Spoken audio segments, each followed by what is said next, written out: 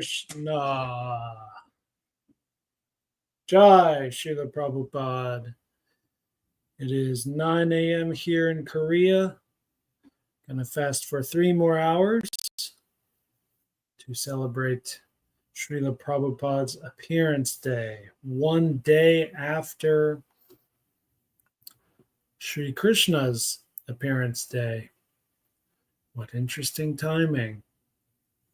So today we will finish chapter 10, the final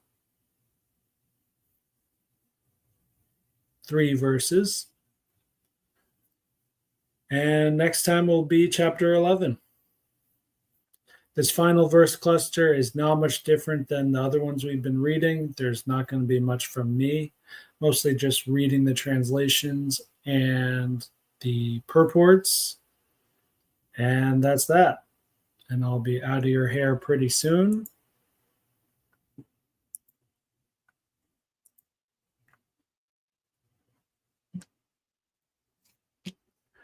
Please join me or not in glorifying and invoking the Supreme.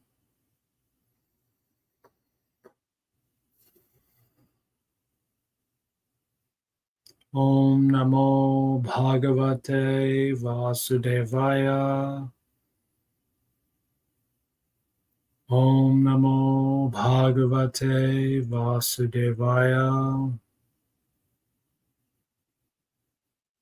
Om Namo Bhagavate Vasudevaya.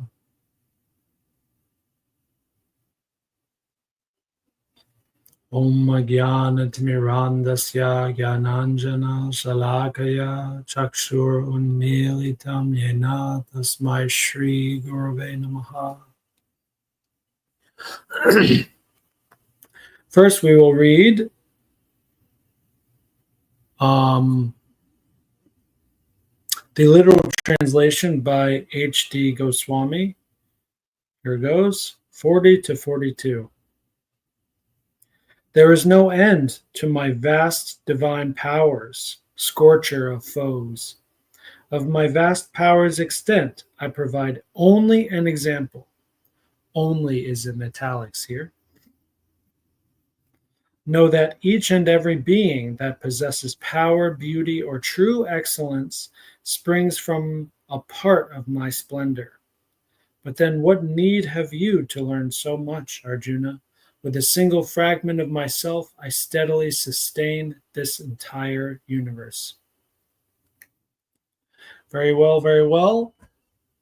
Now we'll move on to Srila Prabhupada's translation, which you'll see is nearly identical to H.D. Goswami's, as I just read. So, won't be talking much at all about it. When I took notes on these, I did not look at the Sanskrit a single time. I feel like I didn't need to, but who knows? When it's all here in front of me in this big text, on these big pages, it's much easier to look at. So something might pop out at me this time. Verse 40, O mighty conqueror of enemies, there is no end to my divine manifestations. What I have spoken to you is but a mere indication of my infinite opulences.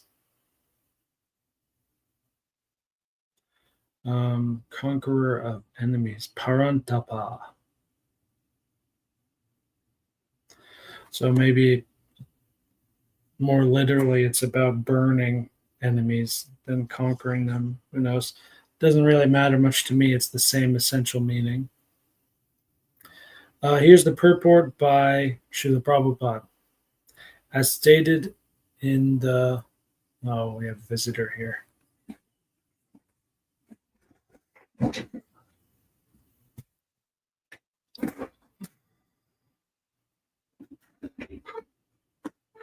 Mosquito. I may be catching him soon. As stated in the Vedic literature, although the opulences and energies of the Supreme are understood in various ways, there is no limit to such opulences. Therefore, not all the opulences and energies can be explained. Simply a few examples are being described to Arjuna to pacify his inquisitiveness. And I think that last phrase there, that's the main theme for this final verse cluster. Krishna is now concluding that intent for maybe the second half of this chapter, which is to pacify Arjuna. Not to fully answer these questions, which is impractical or perhaps impossible, but more to just pacify Arjuna at this particular time in their discourse. Verse 41, know that all beautiful, glorious, and mighty creations spring from but a spark of my splendor. And the purport. Any glorious or beautiful, let me start over. I don't like looking at myself. Any beautiful, sorry, one more time. Any glorious or beautiful existence should be understood to be but a fragmental manifestation of Krishna's opulence, whether it be in the spiritual or material world. Anything extraordinarily opulent should be considered to represent Krishna's opulence. I really like that last sentence there. That describes my own Krishna consciousness pretty well. I naturally seek opulence in all things, material, spiritual, in all things. I enjoy finding the most opulent, beautiful, amazing things. And I used to think it was just amazing, but now I think it's all representative of Krishna. So in a sense, it brings me closer to Krishna every time I find or gain some particular opulence. It's also very fun.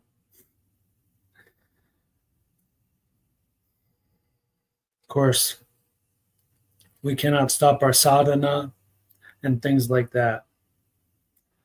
But if you have free time and an adventurous spirit to find the finer things in life, that's fine as far as Krishna consciousness is concerned. Although, wait a second, maybe not really. I mean, still, it's definitely not the, how do I say, preferred traditional method. Austerity, sacrifice, and even extreme austerity, that's normally the path taken by advanced or pure devotees, for sure. Okay, verse 42, this is the only one I wrote a note on. But what need is there, Arjuna, for all this detailed knowledge? With a single fragment of myself, I pervade and support this entire universe. There is definitely a question mark there in both translations, as far as I know. So the question I have is it a rhetorical question or a real question? I think it's a rhetorical question, but maybe it isn't. I'm not sure. So now it seems like Krishna is more explicitly stating his intent, which is primarily to pacify Arjuna in this point in the dialogue. And I wrote here, it seems like Krishna is saying, okay, I'll tell you all the great things you want to hear, but you don't really need to hear it. If you have faith, you will surely be taken care of. That's actually the main thing. But if you lose faith, then you can come back to these verses to get a glimpse of the splendor, and faith is then renewed. That's all from me. Let's hear what Prabhupada has to say. The Supreme Lord is represented throughout the entire material universes by his entering into all things as the Supersoul. The Lord here tells Arjuna that there is no point in understanding how things exist in their separate opulence and grandeur. He should know that all things are existing due to Krishna's entering them as Supersoul. From Brahma, the most gigantic entity, on down to the smallest ant, all are existing because the Lord has entered each and all and is sustaining them. Worship of demigods is discouraged herein because even the greatest demigods like Brahma and Shiva only represent part of the opulence of the Supreme Lord. He is the origin of everyone born, and no one is greater than him. He is Samata, which means that no one is superior to him and that no one is equal to him. In the Vishnu mantra, it is said that one who considers the Supreme Lord Krishna in the same category with demigods, be they even Brahma or Shiva, becomes at once an atheist. If, however, one thoroughly studies the different descriptions of the opulences and expansions of Krishna's energy, then one can understand without any doubt the position of Lord Sri Krishna and can fix his mind in the worship of Krishna without deviation.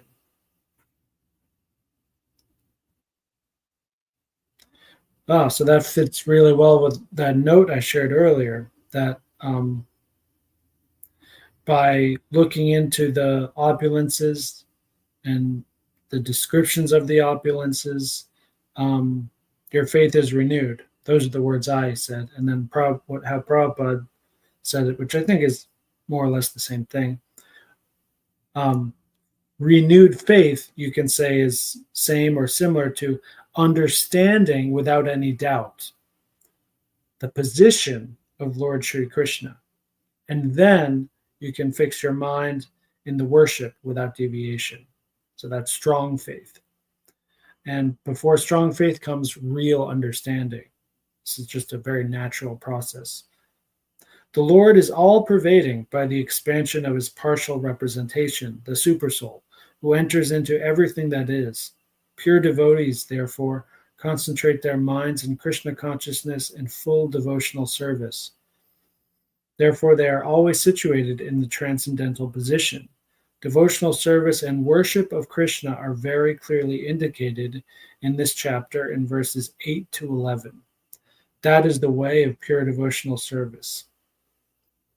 How can one attain the highest devotional perfection of association with the Supreme Personality of Godhead has been thoroughly explained in this chapter.